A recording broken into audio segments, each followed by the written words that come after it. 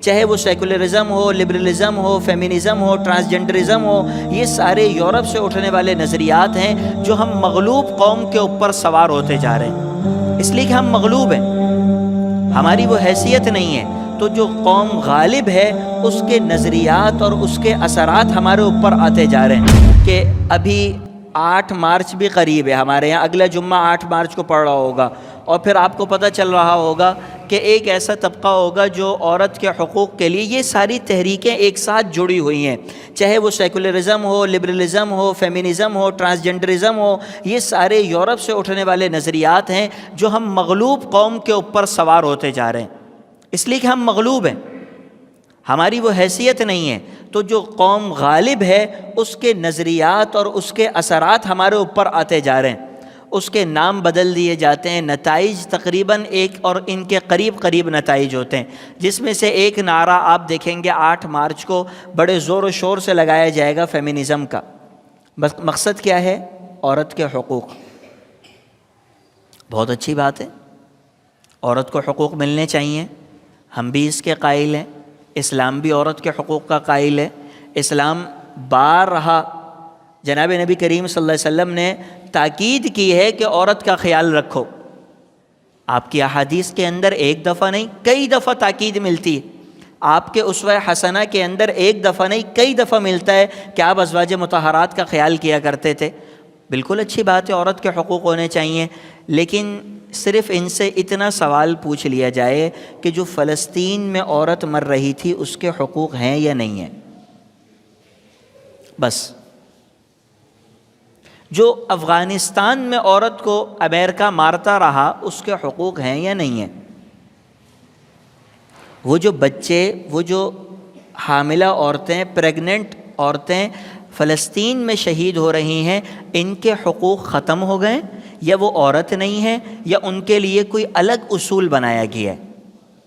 بنیادی طور پر ان تحریکوں کا مقصد کبھی بھی اسلام یا کبھی بھی حقوق نہیں ہے۔ ان عورتوں سے یہ پوچھ لیا جائے کہ تمہیں حقوق کون سے چاہیے، آزادی کس سے چاہیے؟ آزادی تمہیں اسلام کے نظام سے چاہیے، یورپ کا نظام پسند ہے تو پھر یورپ کا نظام پورا کا پورا قبول کرو، جس طرح وہاں مرد کو آزادی ہے کہ وہ کمائے گا، عورت پر پائی ٹکا خرچ نہیں کرے گا۔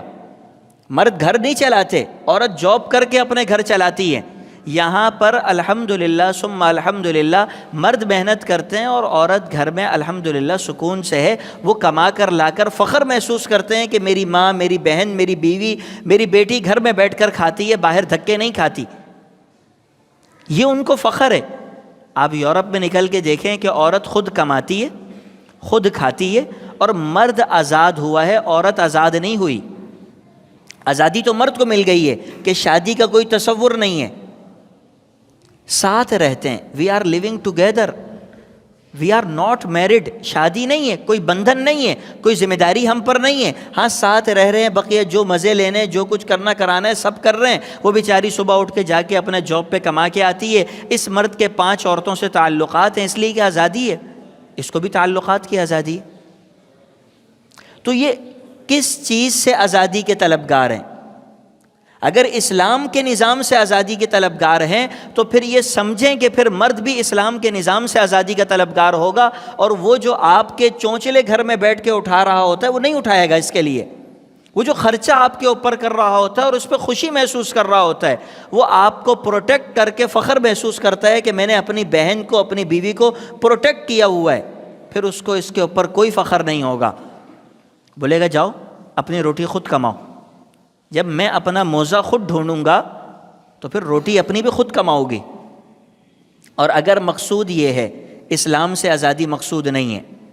یورپ کے نظام سے متاثر نہیں ہے، مقصود یہ ہے کہ جو جناب نبی کریم صلی اللہ علیہ وسلم نے عورتوں کو حقوق دیے ہیں اور جس پہ ہمارے یہاں